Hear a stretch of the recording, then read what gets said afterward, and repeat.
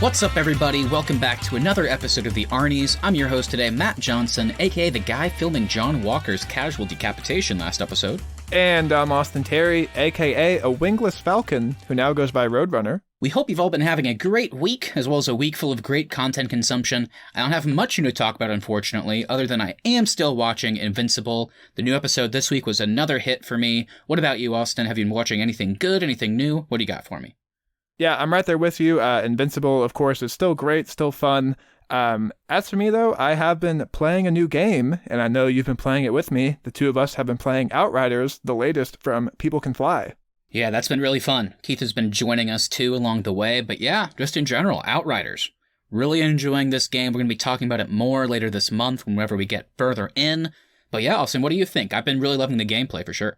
The gameplay's a blast. It is a looter shooter, so I'm glad they at least nailed that aspect of the game. The story is pretty just sci-fi garbage, but like we've said, the loot's fun, the shooting's fun, and that's the majority of the game. So absolutely. Of course, along with Invincible, we are talking The Falcon and the Winter Soldier. That's been part of our weekly TV. If you didn't know, we did an entire TV review series on WandaVision before this, actually. So, if you love that and didn't check out our thoughts on it, head to our podcast feed wherever you get your podcasts, subscribe, leave us a review, and scroll on up to those WandaVision episodes so you can give that a listen if you haven't already. If this is your first episode of the Arnies, welcome. We're super happy to have you. Our main episodes come out every Tuesday, and last week we continued our journey through the MCU with another episode of our retrospective and review series. This one covered Thor. So Austin, what was it like returning to Asgard, and what can people expect from that episode? Yeah, it was really fun taking a look back at Chris Hemsworth's first attempt at wielding Mjolnir and playing Thor.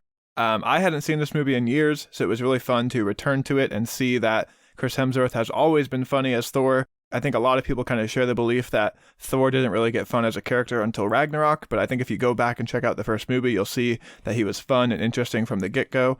As for that recording, we had a ton of fun just kind of breaking down all the different production stories behind the film, and we had a lot of fun breaking down who was almost cast to play Thor before Chris Hemsworth was.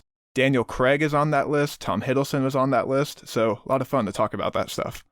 Definitely. And as for this coming Tuesday, we are bringing back our bracket format to definitively decide what is the best picture winner of all time. So we each took 4 movies, put them on in, we matched them all up. We've been watching them all month. So yeah, that episode is just going to be us going through and probably arguing at times, maybe agreeing at times, and we will see which one comes out on top. So that's going to be super fun. So keep an eye out for that when that episode drops.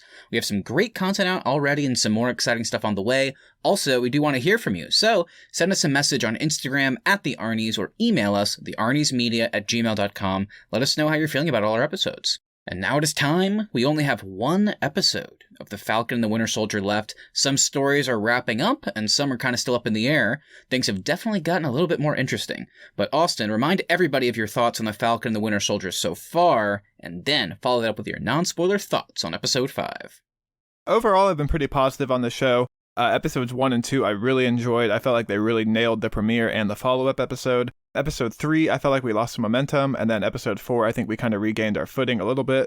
And as for this week's episode, episode 5, I think this is the best episode so far that they've put out. I had a great time this week. I think they really nailed the balance. We have tons of sweet action to open up the episode, and then we have lots of great character moments, and characters that we haven't seen since the first episode come back into the story in interesting ways. And I think to top it off, we also got really great character growth from both Bucky and Sam in this episode, so I just cannot wait to see what we do in the finale next week. Yeah, I'm right there with you. I think this is probably my favorite episode as well, and the best thing I can say for non-spoilers is just that they really did find that good balance there. Like, what this show has been up until this point, it felt like this episode kind of gave us everything we wanted to see without going overboard on certain elements. Like we said, we got the good action, we got some great character moments, both funny and serious, we got character growth, and we also got some really emotional moments that kind of felt like they were paying off stuff we saw earlier in the show. So yeah, this episode all around was just really exciting and just kind of felt like a perfect setup episode as well for the finale. Obviously, penultimate episodes have a lot to do when it comes to trying to wrap up stuff and get you ready. And if I'm going off of did this episode get me pumped for next week's last episode, then it certainly succeeded on that front too. Are you nervous, though, because the penultimate episode of WandaVision was so good, and then that finale was a little bit underwhelming? Are you nervous the same thing could happen with this show? I don't know if I'm nervous. I mean, the Marvel in general, I think, isn't great with most of their projects when it comes to ending them or wrapping them up. Tons of them have major third act problems. And yeah, with WandaVision, the finale certainly wasn't my favorite episode. Lots of good stuff in it, but I'm not nervous about this one. Maybe I'm kind of just going in prepared for it to be a bit disappointing. I'm not saying I have any reason to believe it will be, but if it's disappointing, at least it's been a fun ride. But I have high hopes. I hope it sticks the landing, but there are elements that I am concerned about when it comes to the villains and stuff if they pay that off. Well, we'll have to see next week. And of course, everybody, with that, we are now going to transition into the spoiler portion of our talk. So if you haven't seen The Falcon and the Winter Soldier episode 5, be sure to turn us off here, go check out the episode, and then come on back to hear our thoughts.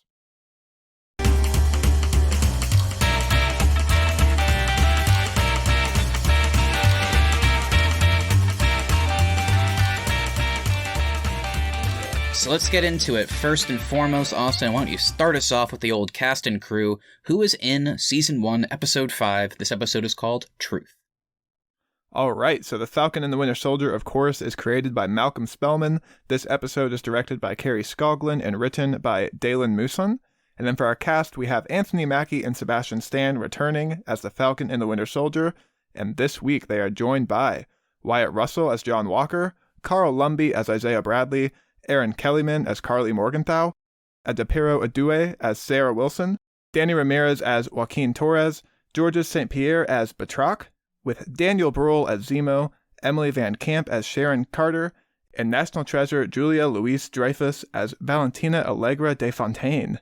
So Matthew, any of these actors stand out this week as a highlight or a negative? Definitely no negatives. I thought everybody was great. Like you said, it was good to see some characters that we haven't seen too much pop up in more prominent roles, like Adepero Adue, Carl Lumbly, George St. Pierre. Even it was fun to see some characters come back and given substantial things to do. So yeah, definitely nobody's weak here. This is a great cast. As for specific shout-outs, I'm definitely going to go with Wyatt Russell, Carl Lumbly as Carl Lumbly as Isaiah Bradley. It's just amazing. So good. Stuff. He's so good. He was going to be my shout-out. Yeah, he's just fantastic. And yeah, like I started off there with Wyatt Russell, I think it's just a sign of a good performance that people are so kind of up in arms with the fact that this guy was made to be Captain America. I think he's just really nailing it. And even as he gets further into Descent, it doesn't come off as goofy. He just comes off as sinister and scary, but still he has that heart of that good guy that he was in the beginning. So there's a lot going into that performance that I love.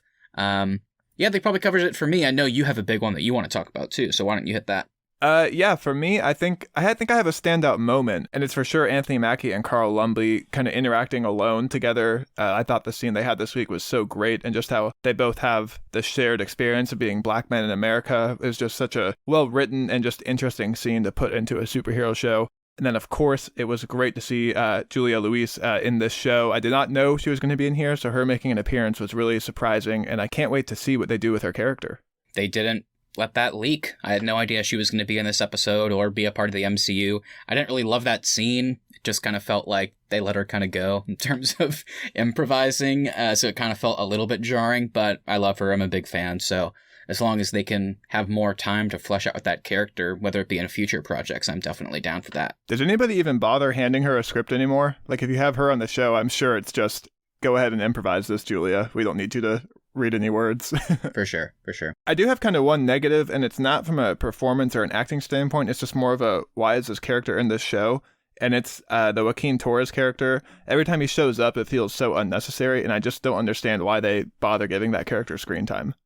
Yeah, I'm not fully sure. I was really high on that character in the first episode because it felt like, oh, this is cool. Sam has kind of his eyes on the ground while he's in the sky, if that makes sense. And they had a good rapport, and it was fun watching them kind of play off of each other. But then he's been weirdly absent for the rest of the series. He's kind of popped in occasionally. I think the only reason that he's still here is because, from what I understand, and they kind of teased it, I think this character in the comics becomes Falcon when Sam becomes Captain America. So they had that thing where he was kind of messing around with the wings at the end, maybe implying that they might do that in the future, but I have no idea. If he's back, I will not be interested in that. Yeah, the performance is good. He has barely been in the show, and it seemed like it was going to be a bigger role at the beginning, for sure. Okay, Matt. Well, before we get into our roundtable, do you want to run down our plot summary for episode 5? Here we go. Sam Wilson and Bucky Barnes track down John Walker and demand the shield from him. They eventually take it after a big fight in which Wilson's wingsuit is destroyed. Barnes finds Zemo in Sokovia and hands him over to the Dora Milaje, while Walker receives an other-than-honorable discharge and is stripped of his role as Captain America. Later, though, he is met by Contessa Valentina Allegra de Fontaine. Wilson leaves the damaged wingsuit with Torres and returns to the U.S. to visit Isaiah Bradley, who reveals more about his past, including his imprisonment after rescuing fellow soldiers who had also been experimented on. Wilson returns home and helps his sister fix the family boat with assistance from several of their neighbors in Barnes, who delivers a briefcase from the Wakandans. While training with the S.H.I.E.L.D., Wilson and Barnes agree to move on from their pasts and work together. The Flag Smashers, though, plan an attack on the GRC conference and are joined by Batroc, who is released from prison with help from Sharon Carter, interestingly enough. In a mid-credit scene, John Walker builds a new shield from scrap metal and his war medals.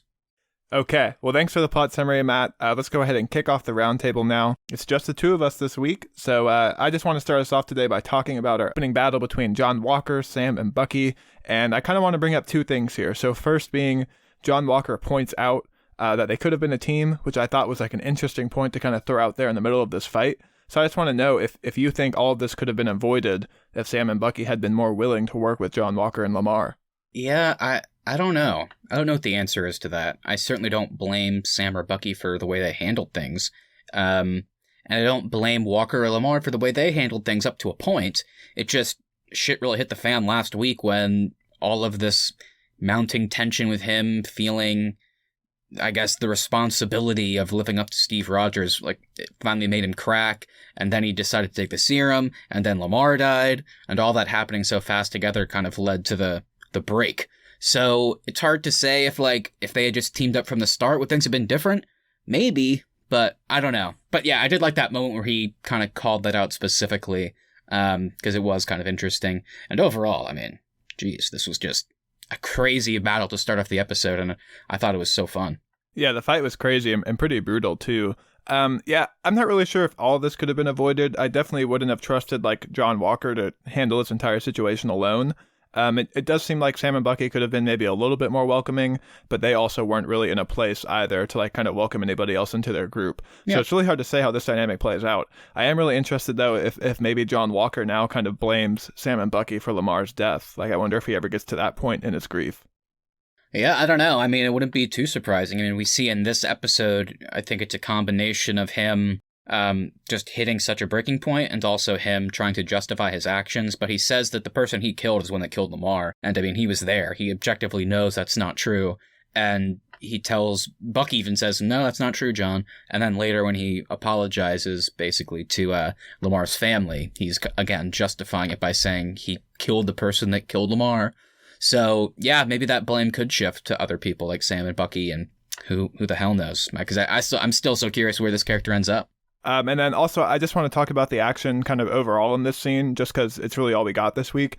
So I know we both kind of liked it. What were your kind of standout moments? For me, it was just how deadly the shield felt after watching Walker decapitate someone with it last week. Like every time he brings it out and is like swinging it at them, it seemed like almost more deadly in this scene than it has in the prior MCU scenes. Yeah, it just shows kind of the power of that shield when it comes to offense and defense when it's in the hands of someone that is trying to hurt you, I guess, as opposed to Steve, who obviously he was hurting primarily bad people. But yeah, it did feel extremely deadly in this episode.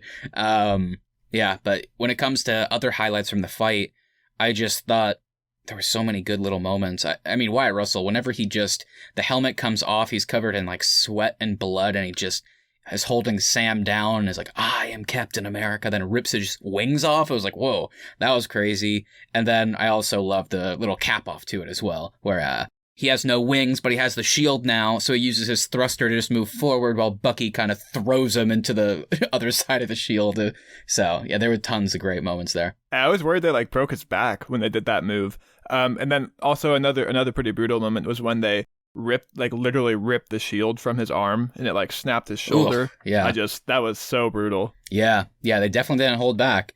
Yeah, so we already talked about it a little bit with Julia Louis-Dreyfus's character, but I guess it would be a natural jumping off point, because we did mention it last week too, is like, it's a weird position for him to be in because they gave him a gun and they told him to go after Carly Morgenthau. So the idea of him killing someone, I guess, is okay, but it's just the manner in which he did it and got caught on camera is why they're taking away not only the title of Captain America, but also, I mean, he doesn't get the benefits. They're taking his rank away. It's just not an honorable discharge. So what'd you think of the punishment and kind of that courtroom scene and all that follow-up? Yeah, I'm glad you called out him being caught on camera, because that's the only reason they're upset. They don't care about I don't think they even care about the manner in which he killed the guy. I think it's literally just the fact that he got filmed doing it. Yeah. If this had happened in like a back alley with nobody watching, there'd be no consequences for his actions. So I'm really glad that you called that out, and I'm really glad that he even brought it up like in his testimony. I thought the way he just kind of loses it and shouts at the Senate and is like, "I am Captain America again," like, so great. You can definitely see him like breaking down and starting to lose it mentally. And then, like we touched on, I was really surprised when Julia Louis-Dreyfus shows up. I don't know anything about the Fontaine character, other than she is a spy for S.H.I.E.L.D., so I'm curious how that plays into stuff. Doesn't seem like in this show she would be working for S.H.I.E.L.D., but we'll have to see what happens next week.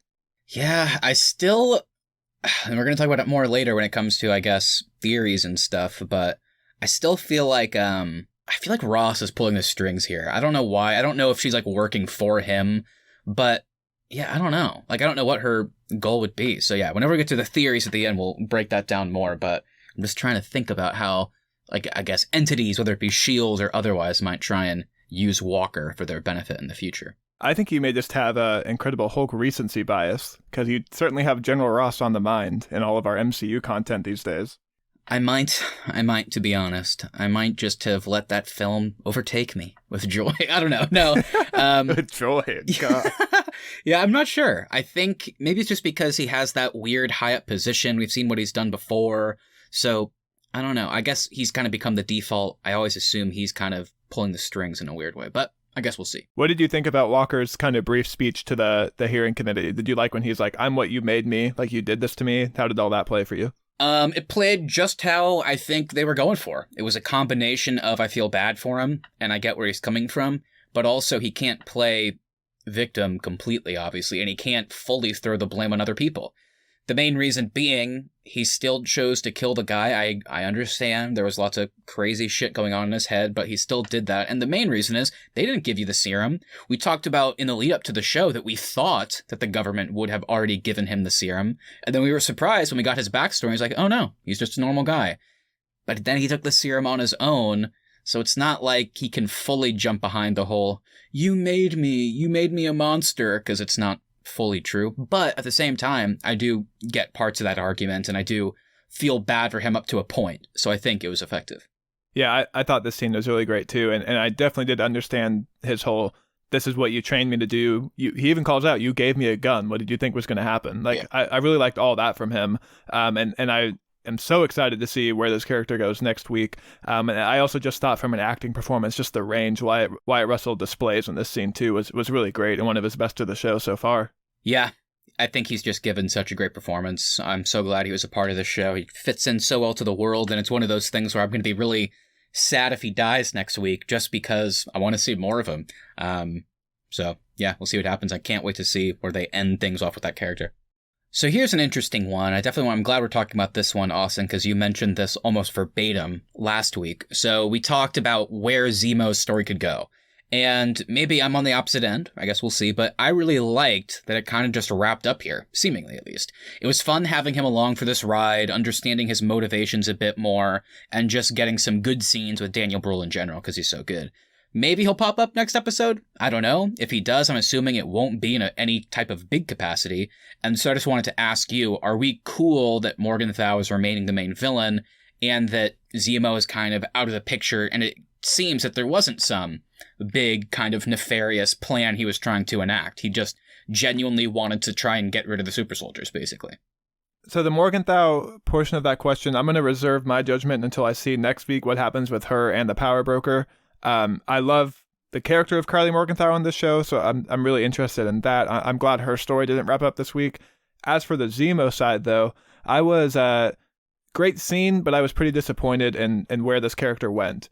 Like I've touched on, I really was needing him to have a bigger plan in this show other than just, hey, I want to kill some super soldiers. It didn't get there. I don't think we're going to get there next week. Daniel Bruhl was great in the show. I loved all his scenes with Sam and Bucky, but overall, just the Zemo involvement felt pretty underwhelming to me now that I can kind of look at it from its beginning to conclusion. Yeah, I get that. It definitely worked for me, but I certainly wouldn't fault anybody for feeling that way, because it just felt, knowing the character in the past, that we were going to get something. But yeah, I guess I'm kind of cool that he's just a guy with such a singular focus in a weird way. Like, the second he heard about more super soldiers, he was like, okay, I guess I'll go along with this. I'll join Sam and Bucky. And that was his whole thing. Like, I'm just going to get rid of them. I have to kill Carly Morgenthau because I fundamentally don't believe that these super soldiers should exist. The second he was presented with an opportunity to do something with the serum, he just chose to destroy all of it. And of course, he missed one that Walker then took after knocking him out. So I like his trajectory being so simple and kind of just giving us a good performance along the way. But at the same time, like I said, I do totally understand where you're coming from, because it's just not what we expected. That doesn't always mean bad, but it felt like there might be more to this. Can you answer this for me, though? Because I know you've read more of the Marvel comics than I have. Is this how Zemo is in the comics? Does he only care about killing super soldiers? Because I know he's one of Captain America's main villains. So does he typically have like a larger villainous plot, or is this really just how he is in the comics? I can't remember the elements of the super soldier aspect. That might have been something that they leaned more into with the MCU as things went on, and introducing that character in Civil War. As for how he normally plays out, he's normally a pretty standard villain. So the idea of this kind of being this weird, like, altruistic element to him, and then the second he kind of accomplishes his goal, he's like kind of okay with dying or going to prison, essentially, is not something that we typically see from Zemo, from what I understand. It wouldn't have been out of line for the character if he had had a larger villainous plot within this show. No, well, I guess I'm saying the opposite, because in the comics, he's just kind of a straight-up villain.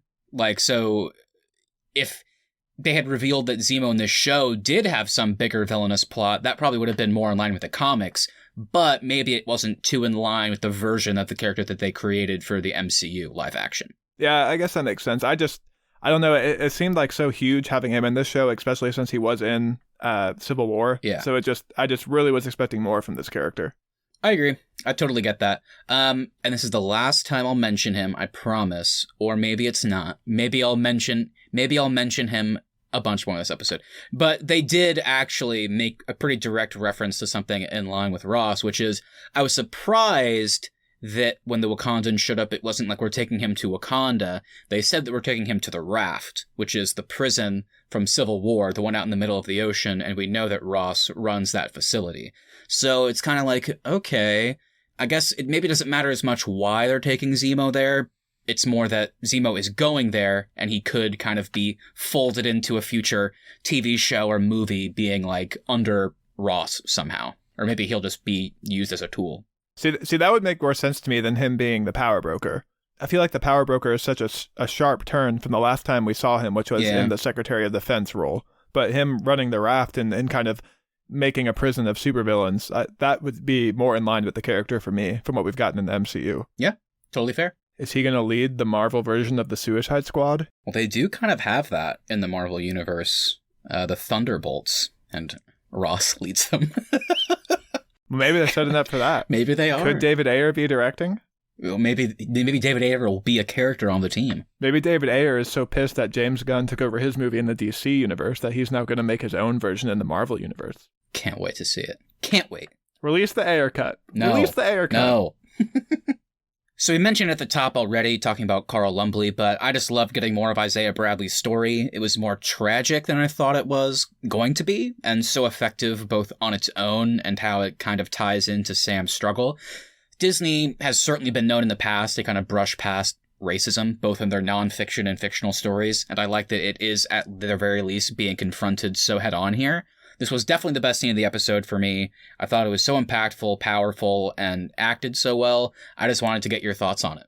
Yeah, as I mentioned at the top, this was kind of my standout scene this week. I loved everything about this. And I guess we should just mention, too, like, you and I are as white as it gets. Like, we don't have this shared experience of what it's like to be Black in America. Yeah. So I can't speak on like what it meant for like the Black community to have this acknowledged in something as big as an MCU show. But I do think it's so crazy that Disney and Marvel are both willing to give this much screen time to that story. Like we haven't gotten anything like this in the Marvel universe or really anything from Disney in the past. It's just so striking to see it in a Marvel property. Yeah, and I also like that how it's playing for Sam as a character. Like later on, he basically says, I totally get where Isaiah's coming from. I mean, the ending line to that scene where he's like, they will never let a Black man be Captain America, and no self-respecting Black man would ever want to be, which also ties back into stuff characters have mentioned, like Sarah Wilson mentioned, I think, last episode, why do I care who the mascot is, referencing Captain America, when America doesn't even represent me? So I like the element of that. Like Isaiah just so fundamentally believes that there's no even real point. It's like, why would you want to be Captain America when they resent you and a group of people hate you and that kind of thing? That scene is so great, and that line from Isaiah is also just such a standout in this episode and really striking, and you can feel like kind of all the pain that this character has been through in that statement. But then I also do love at the end how Sam tells Sarah that he needs to make the pain and sacrifice of people like Isaiah Bradley worth it by kind of taking up the Captain America mantle. So I do like how Sam kind of takes into consideration what Isaiah is saying, and he's really hurt and impacted by it, and he almost wants to not become Captain America. But then later on, he kind of grows and realizes, like, look, it can mean something if I take up the shield. So I'm going to work and I'm going to make all the sacrifice worth it. And I am going to try and become Captain America. Yeah, it's like he basically says, I totally get what Isaiah is saying, and I'm so sorry that happened to him. But if I don't take up the mantle, if no Black man ever takes up this mantle when they have the opportunity, then there'll never will be change going forward. Then we're just going to be stuck in the same position of like, only a white person can fit that ideal. So he's like, yeah, maybe it'll be hard. Maybe some people will resent me. But if I take up this mantle, I can like make change. Just seeing the way his nephews look to him when he has that shield, knowing what that means. Yeah. I mean, you just know what that means for other children everywhere. So great stuff. Loved it. Also, just wanted to throw it out there. A little bit of a spoiler for Austin, I guess, because we're going to have to watch Captain America: The First Avenger soon as part of our ongoing series.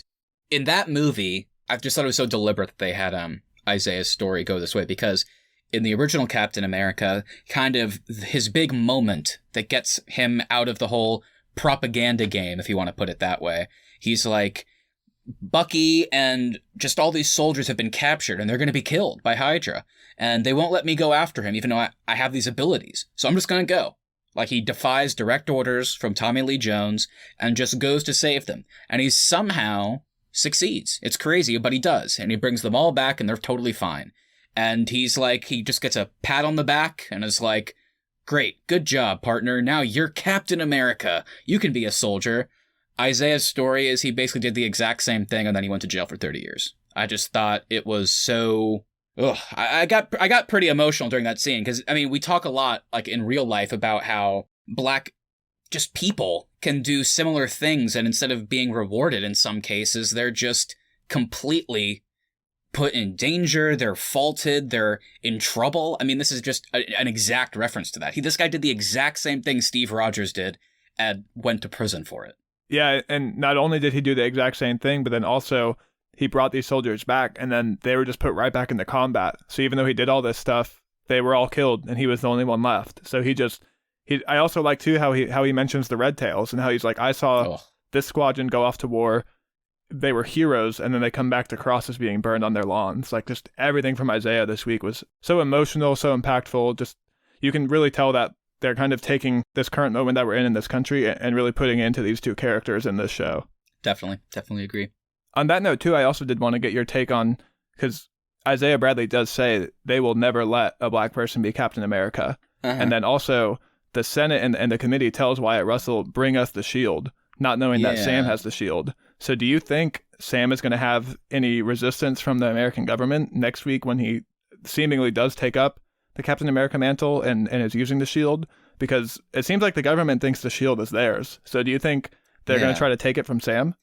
Yeah, I can't imagine. Maybe we'll get some scenes that reference that. Yeah. And maybe it'll be something where they come out victorious against the Flag Smashers, and then the government sees the response to Sam as Captain America, and they're like, oh, I guess people like it, so I guess, sure, you can keep being Captain America.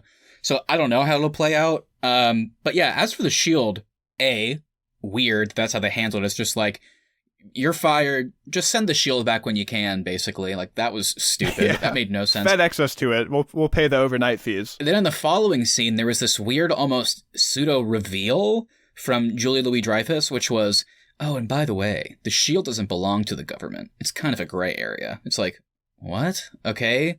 So is that explaining why Sam is walking around with it? Like, basically, did Torres just kind of look the other way, if that makes sense? And like, he was totally cool with Sam walking out with the shield. Granted, I want Sam to have the shield, but I kind of felt the same way you did. It was just kind of weird how they handled that, owned by the government, and Sam just has it. Yeah, they brought it up multiple times, which is like, somebody in the government is not going to be on board with this next week, especially if... General Ross. Oh my God. Stop bringing up General Ross. Nobody cares about that character. You're the only person that wants General Ross to have a larger role in the MCU. Especially if we just go off of how Isaiah was treated. Yeah. They were never going to let him become a black Captain America. He even points out it's not any different today than it was back then. So I'm really interested how much resistance Sam is going to get when he tries to take up the mantle officially next week. Yeah, I'm really looking forward to seeing how they handle that final transformation for sure. Speaking of Sam, this is just a quick one I wanted to bring up just because this is the focal point and the titular characters, and I felt like this episode gave us the most like Sam and Bucky bonding. Like whenever I first saw the trailers, I kind of thought more goofy interplay between them would be at the focus of the show, and I'm glad it's not. But I just really like that this episode, we got to see them together so much. So many great scenes with their friendship kind of coming out and just them committing to working together. I also thought it was really cool seeing where they ended up, both agreeing to move on from the past and help each other moving forward, and also framing it like Bucky's apologizing for the way he handled, like, how dare you give up that shield? Dude, I love that line. Yeah. Also apologizing on behalf of Steve, too, saying, Steve and I did not realize what this would mean to offer this to a black man. Like, I thought that was so powerful, and it's exactly what Sam was refusing to acknowledge in the first episode whenever they had their therapy session. Like, he said Bucky couldn't understand why he couldn't take up the shield, and I kind of like that Bucky got to a point now where he does understand why Sam couldn't take up the shield originally. Absolutely. And then also turning it around, and Sam kind of helps Bucky with tough love, as he puts it, kind of getting him to understand why what he's doing isn't making him feel better, and how he can kind of come out of Steve's shadow in a weird way. He's holding on to his last friend, essentially, but he has to move forward, so I just loved how they handled that. I love Amy Aquino, but if he can diagnose that in 2 seconds, what has she been doing as a therapist in this show? I mean, he's been in therapy for a long time, and it seems like Sam got to the bottom of it a lot quicker than she did. Well, he has to do the work, as Sam said. But yeah, I just wanted to talk about this in general. I mean, did you have any other highlights seeing Sam and Bucky together in this episode specifically? Yeah, this is another example of something that did not work for me in the trailers for the show, and then just played out so much better when you get to see the entirety of the scene. I thought the line in the trailer when they're like, we're not partners. Ugh. How could we ever be partners? No, we're teammates. It's like, ugh. It was garbage in the trailers, but it was just fantastic and felt so earned in this episode. And just all the scenes of the community coming out to help Sam because of who his parents were. Everything. I really did not enjoy the boat storyline in the first episode, but it worked for me a lot more this week. And I really like him trying to put all his energy into this boat, trying to help his family, saying, yeah, I need to look after the world, but my family is part of the world too. Like, all that stuff I thought was so great. I just love Sam Wilson as a character, and I love that the show, how they're portraying him and giving him this work-life balance in a sense. I mean, it is really fascinating, and throwing Bucky Barnes into that mix has been really fun to watch. Yeah, just watching them kind of pal around on the boat was so good. Maybe one of my favorite lines in the MCU, like genuinely of all time, is when Bucky helps with the the wrench thing to turn off the steam, and he's like, why don't you use your metal arm? He's like, I just don't think of it immediately sometimes. I'm right-handed. It just made me laugh thinking about the fact that it's so simple that makes sense. He has a vibranium arm, but it's his non-dominant hand. I was like, that's so funny. I loved it. I also did like seeing a super soldier do like manual labor. Yeah. Like, I thought that was so funny how like he's trying to scrape stuff off the boat and Bucky comes over and just nonchalantly rips the whole piece off that he's been working at seemingly for hours. And then, yeah, one other moment to call out that was another one that got me pretty close to tearing up a little bit was seeing Bucky wake up at Sam's house, and he kind of just silently watches for a minute as Sam's nephews play with the shield, kind of enacting like a little fun little battle. And then he like, hey guys, and then like, oh, put it back. And then they run away. And just seeing him smile at that was, I thought, a really great scene, because you know what's going through his head. He's thinking about Steve, he's thinking about the shield, and I think he's also now as of like this episode, he's starting to think more about what that shield means for the younger generation, the black generation, and Sam as well. So I thought that was a great scene. Bucky's kind of missed all of that too. Like, really seeing the impact of Steve being Captain America on kids. He hasn't really gotten to see any of that because he's been under ice or working for Hydra. So I thought another great scene just for Bucky to see really what the legacy of his friends means and what it could mean if Sam takes it up too. Absolutely. I'm really excited where that conversation that he had with Sam at the end will go in the finale. I have to imagine he's going to go back to New York and try and come clean to that friend of his whose son he killed as the Winter Soldier. I have to imagine. That's what he's going to be doing. That's going to be a hard scene to watch. Yeah, that's going to be the kick he needs to kind of start to get better and cope, but it's going to be a tough one. So let's kind of move on now to the broader plot of this show. Carly Morgenthau and her crew makes a plan to kind of sabotage the GRC vote. The GRC is voting on the Patch Act, which will move refugees back to their country of origin, and Carly and the Flag Smashers want to stop that from happening. Do you think the GRC Council should have had a larger role in this show? I feel like we still don't really know anything about this organization, who its members are, what their motivations are, any of that stuff. So I'm just wondering if you feel like they should have played a larger role in this show so far. Yeah, I do. But I also admittedly am one of those people. I think there's probably a lot of people out there like this, but it's just a part of my brain, I guess, that I'm not attuned to. So whenever stuff like this, I'm not even talking politics in general. I'm just saying like fictional politics and acts and councils and governments, it's very hard for me to keep track of, so I have to pay extra attention, and even then I think I still miss elements. But to your point, I was also just confused that, the GRC was the one that gave Walker the shield? Because I thought that was just the US government, but then I was like, oh wait, I guess, okay, so just the president is on both. And so it was just hard for me to track. So I guess to answer your question, yeah, I was kind of wanting more, because it seems like it's one of those things where maybe when they were writing the episode, they were like, shit, we need the GRC's going to have a big presence in the finale, but we haven't given them too much, so we'll just try and shove it in here. And it felt a little bit rushed, but again, I guess Morgenthau has been talking about it a lot. I just didn't fully understand it at the time. Well, and to your point too, like, fictional politics is never really that interesting in any piece of media. But in the MCU, one of our biggest moments is the Sokovia Accords, and that is fictional politics. And that actually was handled pretty well and pretty interesting. And a lot of time to it. And had a lot of time to it.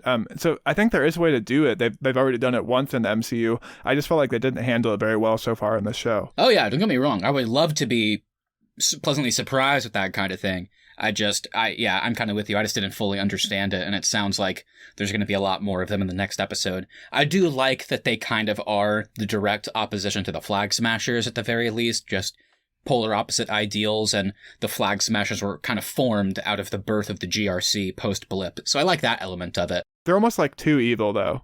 They're like, we can move them right now. We got the military in place. Like, so nonchalantly about it. It's like, that's solely just to exist to make Morgenthau's character seem more like a gray area. Like, it doesn't feel real, I guess. But then the problem with that, I totally agree with you, but the problem is the only reason Morgenthau's people seem like a gray area is because they randomly murder people sometimes. You know what I mean? Like, they were a pretty Robin Hood-esque organization that I was all on board for. And then, like Sam said, Sam's on board I like your too. fight, but I hate the way you're fighting it. It's like, it would have been nice to maybe see it more clear on both sides. But I guess when it comes to politics, it never can be, so I kind of get it. So I guess this is a good kind of jumping off point, because I kind of feel the same way you do about the GRC. It's how I feel about the Power Broker. I was convinced that this episode would reveal that character in some level. Especially with it being titled Truth. Yeah, good point. I'm very curious how the Power Broker in general plays into the finale, because again, we have the Flag Smashers and the GRC fighting, but then we also know there's this weird, mysterious Power Broker that's supposed to be more evil, quote unquote, than the Flag Smashers that's trying to kill them all. So I don't know if that will be revealed, how that will work. I mean, what are your thoughts on the Power Broker in general at this point? I brought it up before with this show. There's just too many organizations at the moment. It's all getting so jumbled. We've got the Power Broker, we've got the GLC, we've got the Flag Smashers, we've got Captain America on the Mar, we've got Sam and Bucky. Yeah. We have the Falcon and the Winter. Like, there's so many names being thrown around. It's like, can we just have two? Like, tell me who my bad guy is, tell me what we're supposed to do as the good guys, and let's go from there. Like, I don't know. I feel like the Power Broker's been pretty botched so far. if it is revealed to be Sharon Carter, which I really do think it is now, especially after this episode, I don't think that's going to feel impactful. So unless they just totally like throw something out of left field, like I don't know how well it's going to be handled in the finale. Yeah, the thing with Sharon Carter is I still just would need a lot of time dedicated in the finale to explaining why she's made such a stark change from Civil War to now. I know she's been on the run for several years, but now she's like developing the super soldier serum, killing people that steal it. It's like, I would just need to understand that more. But I do agree with you. I mean, this episode certainly seems like it's her based on the Batroc release, essentially. And she says, I'll double it this time, which means that she was in charge of him in the first episode when Sam took him out. So I don't know what's going on there. Yeah, very weird there. But let me ask you this, though, because you said you can't fully understand Sharon Carter's motivations. Have you ever had someone profess their love for you and then immediately turn around and leave you to go get with your aunt? Because, I mean, maybe that could turn you into an anarchist. Not yet. Yeah. I mean, there's certainly elements that I would understand. If that's her motivation, though, that's not going to work. She's like, he left me for Aunt Peggy. It's like, what are you talking about? Yeah, Sam's like, who's Aunt Peggy? Yeah, I'm curious to see what they do. I mean, obviously, you would also then have to justify why Sharon Carter wants to kill Sam and Bucky, I guess. But anyway, I guess we'll talk about that if it even happens next episode.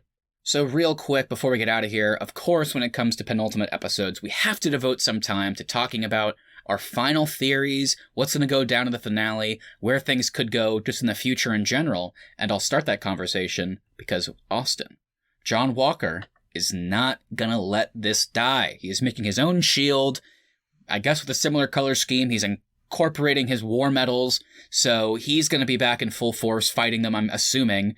So what do you think? Where are we going in the finale? How's this going to shake out? How will the broader MCU be impacted by this show, do you think?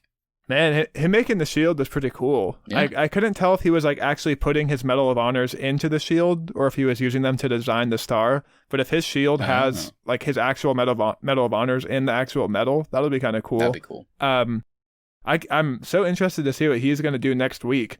I can't tell, like, is he just going to go after the Flag Smashers because they killed Lamar? Is he going to fight Sam and Bucky again? Like, I really don't know what to expect from that character. As far as how this is going to impact the broader MCU, I think we are going to have a loose end with Zemo. I definitely think he will be appearing in Black Panther 2.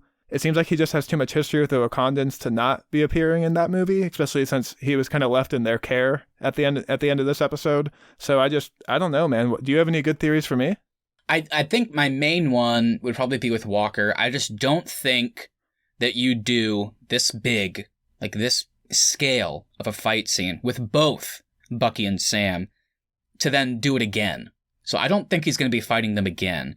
I have to imagine he's building the shield to go and finish the Flag Smashers off because, like you said, of what they did to Lamar. Or I guess I should say specifically, because he gets it a little bit confused sometimes, what Carly Morgenthau specifically did to Lamar. So that's what I'm thinking he's going to do. My general theory is I don't think he'll die. I think, and I'm not joking, but I think he will be recruited either by Julia Louis-Dreyfus. I can't remember her crazy long name. So Julia Louis-Dreyfus is Fontaine.